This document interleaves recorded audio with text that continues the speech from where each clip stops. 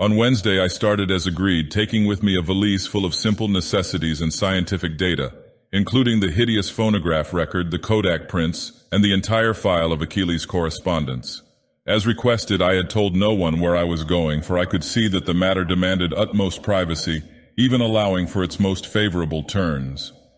The thought of actual mental contact with alien outside entities was stupefying enough to my trained and somewhat prepared mind, and this being so, what might one think of its effect on the vast masses of uninformed laymen?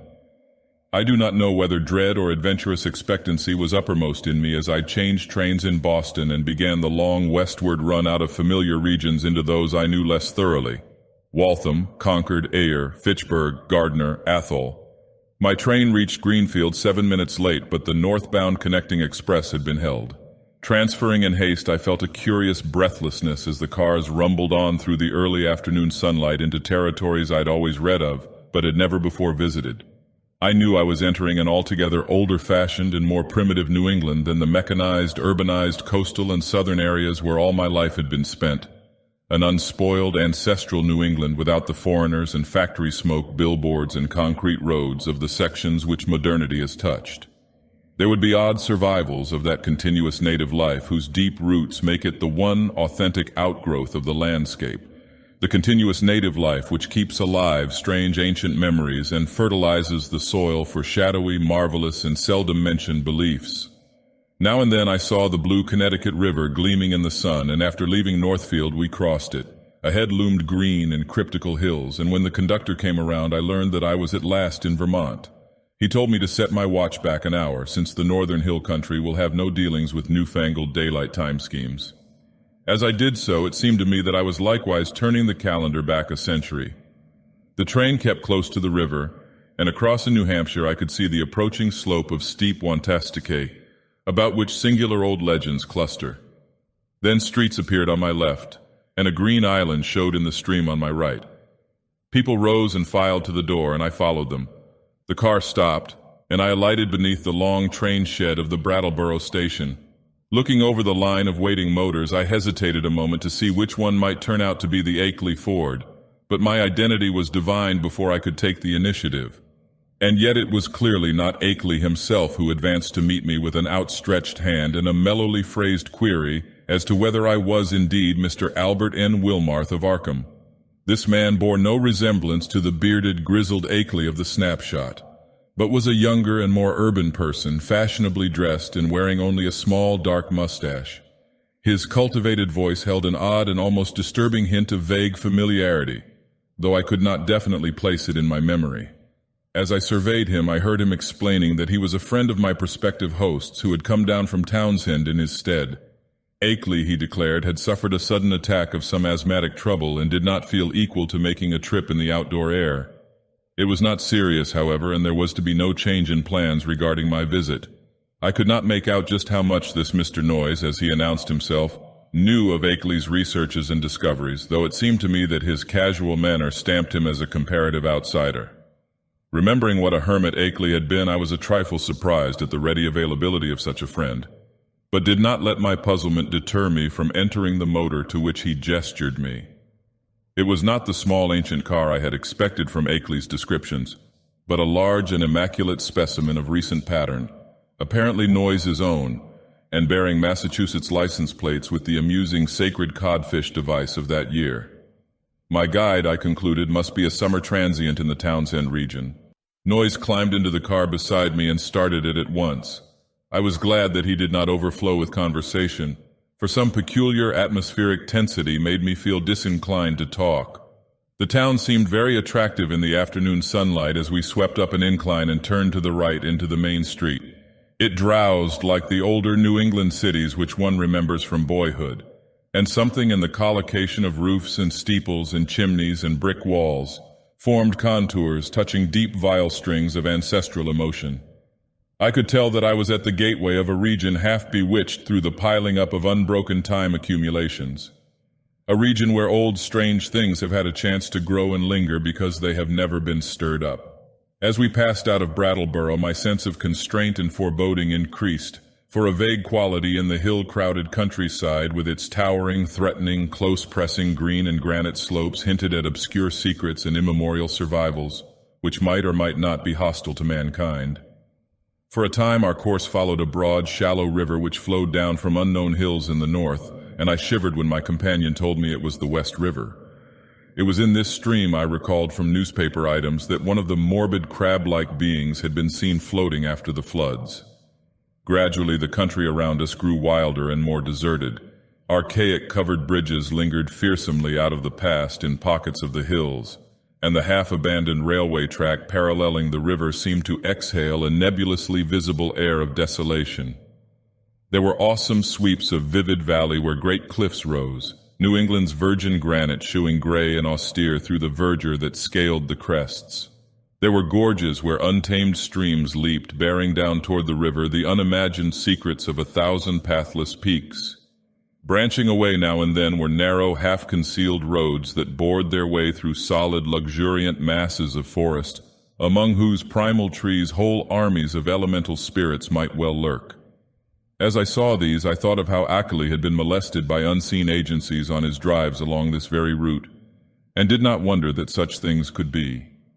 The quaint, sightly village of Newfane, reached in less than an hour, was our last link with that world which man can definitely call his own by virtue of conquest and complete occupancy. After that we cast off all allegiance to immediate, tangible, and time-touched things, and entered a fantastic world of hushed unreality in which the narrow, ribbon-like road rose and fell and curved with an almost sentient and purposeful caprice amidst the tenantless green peaks and half-deserted valleys. Except for the sound of the motor and the faint stir of the few lonely farms we passed at infrequent intervals, the only thing that reached my ears was the gurgling, insidious trickle of strange waters from numberless hidden fountains in the shadowy woods. The nearness and intimacy of the dwarfed, domed hills now became veritably breathtaking. Their steepness and abruptness were even greater than I had imagined from hearsay, and suggested nothing in common with the prosaic, objective world we know. The dense, unvisited woods on those inaccessible slopes seemed to harbor alien and incredible things, and I felt that the very outline of the hills themselves held some strange and eon-forgotten meaning, as if they were vast hieroglyphs left by a rumored Titan race whose glories live only in rare, deep dreams. All the legends of the past and all the stupefying imputations of Henry Akeley's letters and exhibits welled up in my memory to heighten the atmosphere of tension and growing menace. The purpose of my visit, and the frightful abnormalities it postulated, struck me all at once with a chill sensation that nearly overbalanced my ardor for strange delvings. My guide must have noticed my disturbed attitude, for as the road grew wilder and more irregular and our motions slower and more jolting, his occasional pleasant comments expanded into a steadier flow of discourse. He spoke of the beauty and weirdness of the country, and revealed some acquaintance with the folklore studies of my prospective host. From his polite questions, it was obvious that he knew I had come for a scientific purpose, and that I was bringing data of some importance. But he gave no sign of appreciating the depth and awfulness of the knowledge which Akeley had finally reached. His manner was so cheerful, normal, and urbane that his remarks ought to have calmed and reassured me. But oddly enough, I felt only the more disturbed as we bumped and veered onward into the unknown wilderness of hills and woods. At times it seemed as if he were pumping me to see what I knew of the monstrous secrets of the place, and with every fresh utterance that vague, teasing, baffling familiarity in his voice increased. It was not an ordinary or healthy familiarity despite the thoroughly wholesome and cultivated nature of the voice. I somehow linked it with forgotten nightmares and felt that I might go mad if I recognized it. If any good excuse had existed, I think I would have turned back from my visit. As it was, I could not well do so. And it occurred to me that a cool, scientific conversation with Akeley himself after my arrival would help greatly to pull me together. Besides, there was a strangely calming element of cosmic beauty in the hypnotic landscape through which we climbed and plunged fantastically. Time had lost itself in the labyrinths behind, and around us stretched only the flowering waves of fairy and the recaptured loveliness of vanished centuries. The hoary groves, the untainted pastures edged with gay autumnal blossoms, and at vast intervals the small brown farmsteads nestling amidst huge trees beneath vertical precipices of fragrant briar and meadowgrass. Even the sunlight assumed a supernal glamour, as if some special atmosphere or exhalation mantled the whole region. I had seen nothing like it before, save in the magic vistas that sometimes form the backgrounds of Italian primitives. Sodoma and Leonardo conceived such expanses, but only in the distance and through the vaultings of Renaissance arcades. We were now burrowing bodily through the midst of the picture, and I seemed to find in its necromancy a thing I had innately known or inherited, and for which I had always been vainly searching. Suddenly, after rounding an obtuse angle at the top of a sharp ascent, the car came to a standstill. On my left, across a well-kept lawn which stretched to the road and flaunted a border of whitewashed stones, rose a white 2.5-story house of unusual size and elegance for the region, with a congeries of contiguous or arcade-linked barns, sheds, and windmill behind and to the right. I recognized it at once from the snapshot I had received, and was not surprised to see the name of Henry Akeley on the galvanized iron mailbox near the road. For some distance back of the house, a level stretch of marshy and sparsely wooded land extended, beyond which soared a steep, thickly forested hillside ending in a jagged, leafy crest. This latter, I knew, was the summit of Dark Mountain, halfway up which we must have climbed already. Alighting from the car and taking my valise, Noyes asked me to wait while he went in and notified Akeley of my advent. He himself, he added, had important business elsewhere and could not stop for more than a moment. As he briskly walked up the path to the house, I climbed out of the car myself, wishing to stretch my legs a little before settling down to a sedentary conversation. My feeling of nervousness and tension had risen to a maximum again now that I was on the actual scene of the morbid beleaguering described so hauntingly in Akeley's letters, and I honestly dreaded the coming discussions which were to link me with such alien and forbidden worlds. Close contact with the utterly bizarre is often more terrifying than inspiring, and it did not cheer me to think that this very bit of dusty road was the place where those monstrous tracks and that fetid green ichor had been found after moonless nights of fear and death. Idly, I noticed that none of Akeley's dogs seemed to be about. Had he sold them all as soon as the outer ones made peace with him? Try as I might, I could not have the same confidence in the depth and sincerity of that peace which appeared in Akeley's final and queerly different letter. After all, he was a man of much simplicity and with little worldly experience. Was there not perhaps some deep and sinister undercurrent beneath the surface of the new alliance? Led by my thoughts, my eyes turned downward to the powdery road surface which had held such hideous testimonies.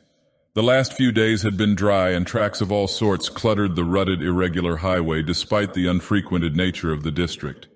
With a vague curiosity, I began to trace the outline of some of the heterogeneous impressions, trying meanwhile to curb the flights of macabre fancy which the place and its memories suggested.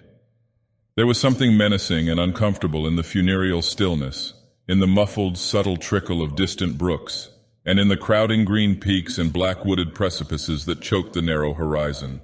And then an image shot into my consciousness which made those vague menaces and flights of fancy seem mild and insignificant indeed. I have said that I was scanning the miscellaneous prints in the road with a kind of idle curiosity, but all at once that curiosity was shockingly snuffed out by a sudden and paralyzing gust of active terror. For though the dust tracks were in general confused and overlapping and unlikely to arrest any casual gaze, my restless vision had caught certain details near the spot where the path to the house joined the highway, and had recognized beyond doubt or hope the frightful significance of those details. It was not for nothing, alas, that I had pored for hours over the Kodak views of the outer one's claw prints which Akeley had sent. Too well did I know the marks of those loathsome nippers and that hint of ambiguous direction which stamped the horrors as no creatures of this planet. No chance had been left me for merciful mistake. Here indeed, in objective form before my own eyes, and surely made not many hours ago, were at least 3 marks which stood out blasphemously among the surprising plethora of blurred footprints leading to and from the Akeley farmhouse. They were the hellish tracks of the living fungi from Dagoth. I pulled myself together in time to stifle a scream. After all, what more was there than I might have expected, assuming that I had really believed Akeley's letters? He had spoken of making peace with the things. Why then was it strange that some of them had visited his house? But the terror was stronger than the reassurance. Could any man be expected to look unmoved for the first time upon the claw marks of animate beings from outer depths of space? Just then I saw Noyes emerge from the door and approach with a brisk step. I must, I reflected, keep command of myself, for the chances were this genial friend knew nothing of Akeley's profoundest and most stupendous probings into the forbidden.